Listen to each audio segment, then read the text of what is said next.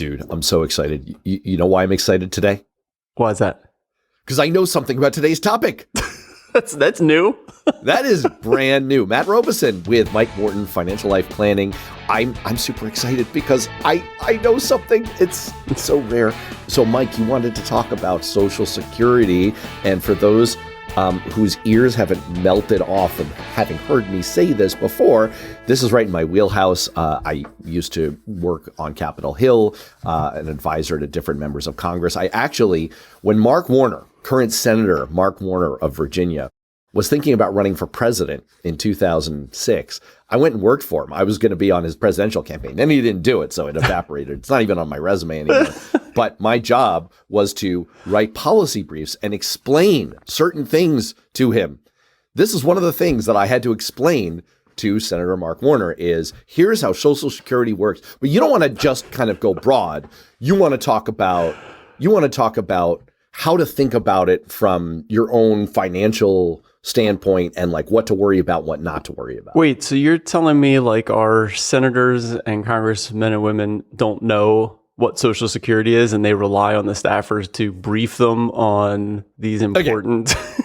Look, they know a lot of things about a lot of things. However, it's an actual skill to be able to say, here are the things you want to know about that are like details that matter. And here's the 900-page book that you really don't need to worry about. Let me synthesize that for you into a few sentences, which is kind of what you're doing on the pod today. Oh, yeah. That's good. All right. I like the setup there. Very nice. So, today I wanted to talk about Social Security because you read about it in the news all the time. And especially, more recently over the years, like, Social Security is going away. It's underfunded. It's going to run out of money in like 10 years. There won't be any Social Security. So I really wanted to frame that for the listeners that calm down for a minute, like Social Security will be there. Let's talk about, what the headlines are saying and let's respond to that. And then also in the personal side, how to maybe plan for it in the future. Should you include it as part of your planning for retirement, et cetera? So make sure we leave you with some good ways of thinking about it for your own future.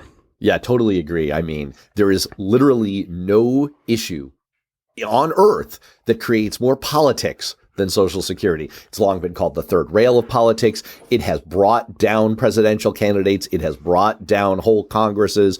It is a BFD politically because seniors really care about it. And by the way, just as a simplifying thing, you want to talk about it mostly from the standpoint of retirement and seniors. We should say that there's disability programs, there's other things that Social Security does, but just as a simplifying thing up front, we're going to talk about it from a you're going to retire standpoint. Yeah, you're going to retire standpoint. I'm also not going to get into when you should claim Social Security as part of your retirement. Okay, that's going to be another discussion we could have a follow on. Like, you can claim it at different ages, et cetera. And so we're not going to get into that. I just wanted to frame, kind of how to think about Social Security. So to your point, Matt, the number, why this is such a big deal, right? Because there's 67 million people receiving Social Security benefits. And the average monthly benefit for retirees, what we're talking about, is about $1,900. So, can I throw a stat at you? Yeah. That I think it's important. I want to bring it up later, but I think what we can't skate over too quickly is how great Social Security is, how much it's worked. It was instituted right after the Great Depression. At the time, in 1934, before Social Security, about half of seniors were poor. About half. And it was grinding poverty. It was bad. The poverty rate among seniors has steadily declined in the decades since. It was 35% by 1959, 25% by 1970, 15% by 1975. And by the year 2000, the senior poverty rate had gotten down to 10%. And it's hovered around there ever since. Without Social Security today, about 23 million more adults and children, because there are children in households who benefit as well, would be below the poverty line. 23 million Americans would be poor without Social Security. So Social Security is a bang-up success from the federal government. Yeah. I mean, absolutely. That's amazing. The statistics that you just read and, really helping people in this country survive and thrive and be a part of the economy, right? And not just, so it is amazing and it's super useful. So let's get into what it is and how it works. Yeah. I mean, the idea is people who are working now contribute money. And I want to get to it. The word contribute's doing a lot of work in that sentence. Okay. Right. It's not just the workers who are doing work, but the people who are working now, you and I, we're working right now. We're recording this show and we are working and we pay in through Social Security taxes, basically. And then at the same time, the federal government pays out money to people who are currently retired. Again, remember the caveat. There are other people. We're just focusing on the retirees. The issue that you're going to hear all of the Sturm and Drang about is the fact that when Social Security was founded, there was a massive ratio, many, many more people working than retired. But as the population of the US has changed demographically, and we have many, many more seniors and many, many fewer working people at the same time, then fewer people funding in, more people drawing out. That's what creates some of the financial issues that you hear about in the news. All right, hold on a second. So let me read that back to you, like what you like to do. Let me read this back to you. So do I overuse that phrase? No, it's good. No, it's good. We got to slow down because there was a lot like in there. Okay. You started with, if you're working, you're paying into Social Security. So you're being taxed. It's 6.2% that you're being personally taxed that goes into Social Security. All right.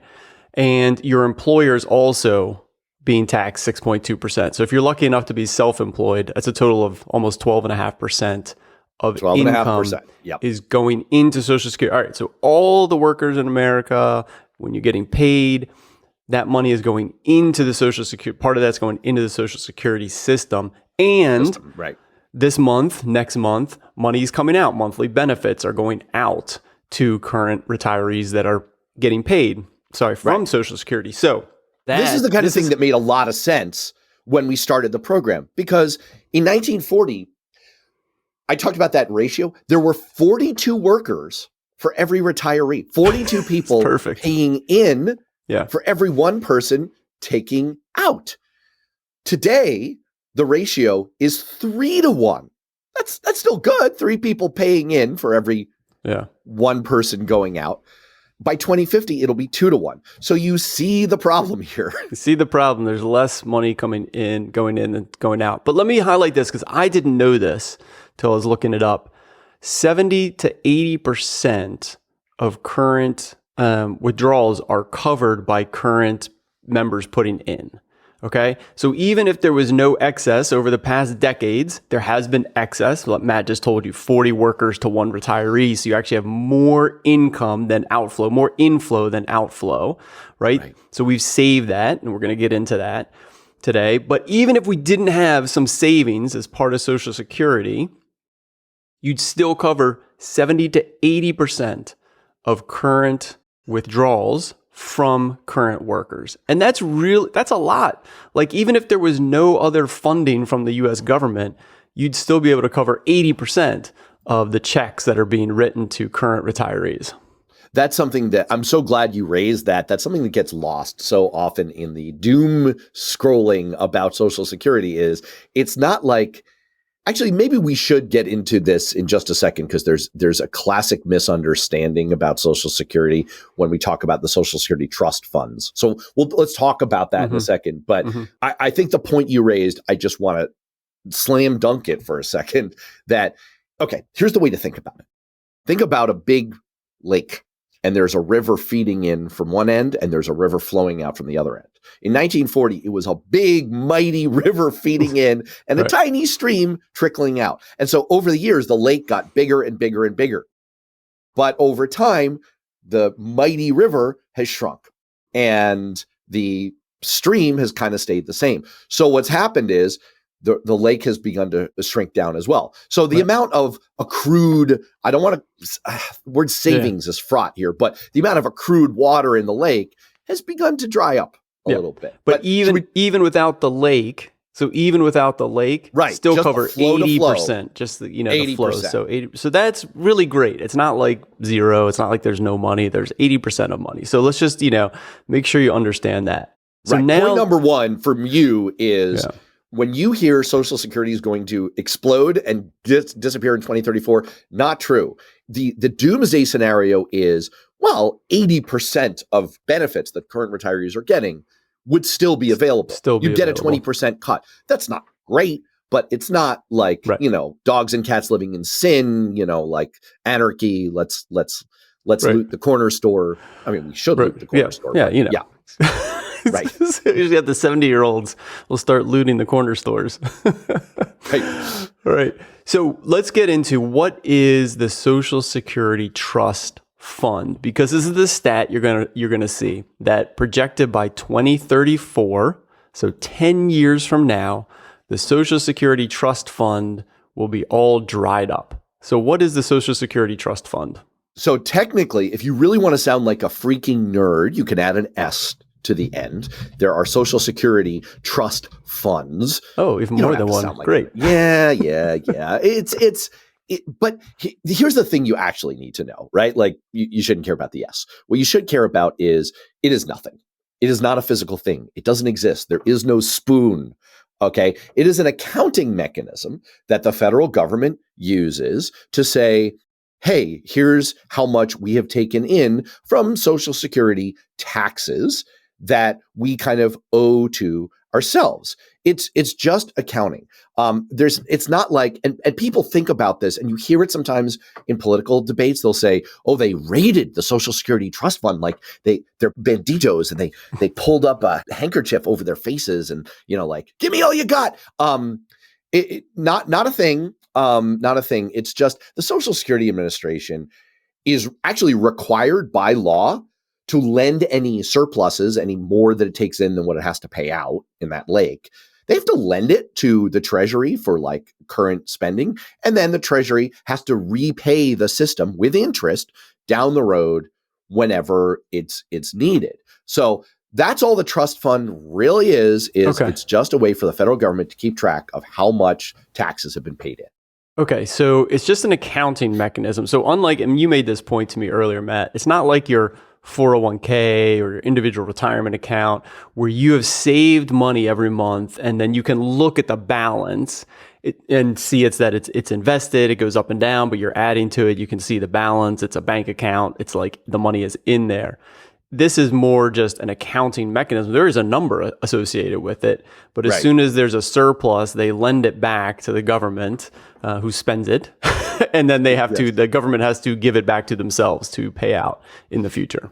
Absolutely. I mean, that's exactly right. And you're right. You could look it up. I mean, this is a Googleable thing. You can look up like how much is in the Social. That's how when you get those statistics, like, oh, it's going to run out of money by 2034. Someone did that, right? They looked it up, and you can. But Mike, this gets to the number one thing that I wish people would take away, just not for their own individual retirement, but just a different way to think about Social Security, because I have been screaming this at Mark Warner and members of Congress and anyone who will listen to me about it for years now.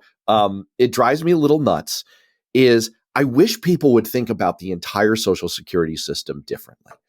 We tend to think about it like a 401k because we've all been influenced by the existence of things like 401ks and IRAs. And you have talked so many times on the show about the mechanics of go open an account and fund the account and then invest the account. It's an account. And we tend to think about it like that. If you think back, for listeners who are old enough, to 2005 and George W. Bush, who wanted to privatize Social Security, there were a lot of numbers being thrown around about, well, you're only getting like a 2% return on investment. We could do better if we put it in the stock market. Historic returns in the stock market are what, Mike, like 9%? Yep. So we could do better. And again, that's where it's fuzzy math. It's not the right way to think about it. The right way to think about Social Security is it's an insurance program. It's insurance against being poor when you're older. I'm not going to say old because I'm old. It's when you're older, the euphemism. That's that's what it is. Now, like all insurance, you may not need it. And if you don't, bully for you, or you may be entitled to a small amount from it, whereas people who are poorer are entitled to more.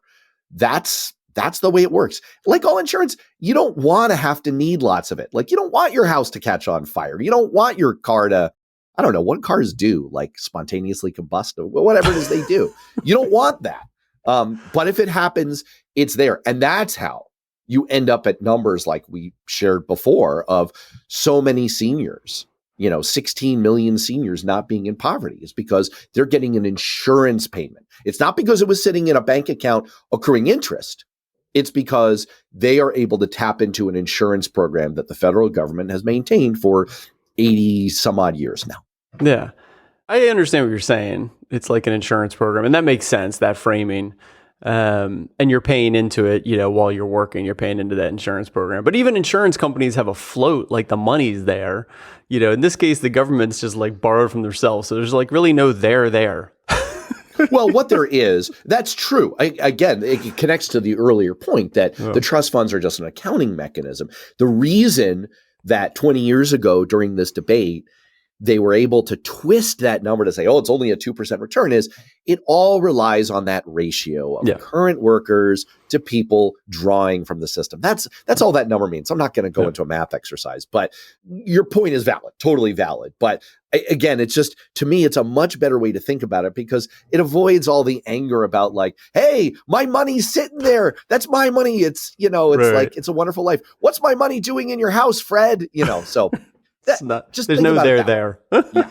All right, man. Well, let's move into how to think about this and also what some potential solutions, right? If the trust fund's running dry by 2034, if the number of workers to retirees, that ratio is kind of declining, what are some things that the government might, do about that? But before we do that, let's go into, personal planning. How should you think about Social Security benefit? Now, my point of view is, as we've already talked about, I think Social Security is going to be there in a big way. I think for two reasons. One, you still have a lot of workers paying in, covering 70 to 80% of current benefits. So even in the worst case tomorrow, you're still getting 70 to 80% of the benefits. So Social Security, those insurance payments, those monthly payments are still going to be there.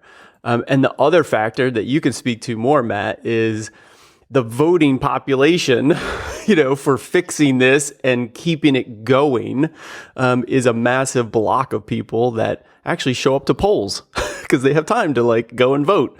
And so I think there's a number of reasons that the Social Security system will still be in place for many, many years. And eventually, some politicians are going to have to touch that third rail. I 100% agree with you. Now, at the same time, just for our own edification, I want to share a point that I have raised on my more politics-oriented show, Beyond Politics, based on a guest that I've had on many times. He was Mitt Romney's budget guy when Mitt Romney ran for president. So he achieved a higher level in a presidential campaign because it actually happened. My point is, I'm a Democrat. He's very much a Republican, but I rely on him and his expertise and his numbers partly because I want people to really believe, I believe this, math is math, numbers are numbers. The problem that my friend Brian Riedel raises is that Social Security faces a $36 trillion shortfall over the next 30 years. Now that is real. That is a real problem. So I just want to raise the caveat that from a personal planning standpoint, I completely agree. Plan as if the majority of your benefits are going to be there. But that's not the same thing as saying there will be no changes at all in the program. Oh. There are going to have to be changes in the program. Politically, politicians are going to protect Social Security, but eventually the math is the math, and something is going to have to change. We're either going to have to take in more or pay out less. That's right. Yeah, there's going to have to be some changes. Obviously, we can't just keep going the direction. But don't get thrown off with Matt's number of 36 trillion over 30 years. It sounds like a really big number. And it is a really big number, but you got to break these things down into their components and ratios when you look at the size of our government and the size of our economy. 36 trillion. Oh my God. It's not nearly as big as it sounds, and it's over 30 years. And as we've mentioned many times on this podcast, like compounding and interest, we can't wrap our human mind around. So yes, it does need to change, and it will have to. Well, and I'll contextualize it with one more number just because people should get used to. You're right. A more productive way to think about Social Security is how big is it as a percent of our overall GDP? Mm-hmm. And Social Security spending is going to eventually level off under current demographic projections at about 6.2% of GDP over the long term. So if you think about it that way, I mean, our economy is massively bigger. So the resources are there. Yeah. I agree with you. Yeah. All right, man. Let's get into, one other point, on the personal side. You can go to Social Security Agency online and download your statement. All right. And I recommend that everybody do that to see what your potential monthly benefits are going to be and also confirm your earnings. They'll have all your earnings over the past decades on that PDF that you can download or the website when you log in. So I highly recommend going and checking that out. They used to send these, Matt, remember they used to send these in the mail every year. You'd get this thing, and they stopped doing that about 8 or 10 years ago. Nobody really noticed. So now I tell people, you got to log in and get the thing. They're like, oh yeah, right. I better do that. So definitely go and do that. It's one of those things that I used to get a little jolt. I remember when I had worked long enough, I think it was 30 quarters of income you now have qualified for a Social Security benefit in the future. I was like, yes, this is awesome. And then I stopped thinking about it. So yes, right. Exactly. All right, man. Quick lightning round. We talked about what might get done in the future to kind of update and change this. So we got, I'll take a couple of them. You mentioned increasing payroll taxes, income and expenses, right? So you got two sides. You can increase payroll taxes. I told you they're about 6.2% of your money, or 12.4% from both you, employee, and employer. So maybe that percentage has to go up slightly. The other way of that is that it's capped at like 150,000, your first 150,000 of earnings that you pay the percentage on. If you earn more than that, you don't pay anymore. So it's capped. And so that cap might also go up to generate more income coming into the system. I think of those two, the second one is the most discussed in Washington because it hits wealthier people. And so that's a lot more politically palatable. The current cap is 168,000. Even Bernie Sanders is afraid, though, of the implications of, millionaires and billionaires, you pay more. And so he wants to raise the cap, but only if you're like over 400,000 as a couple and like 250 as an individual. So it's like, anyway, they're still tap dancing on this one, but I think it is the most likely. If I were going to bet on this, which I do because I'm a freaking. And then the second point on here is raising the retirement age, and this is already happening. So when you can claim Social Security, there's a range of when you can start claiming. So we might start pushing that range higher up, which means less people claiming, so less on the outflow side of the equation.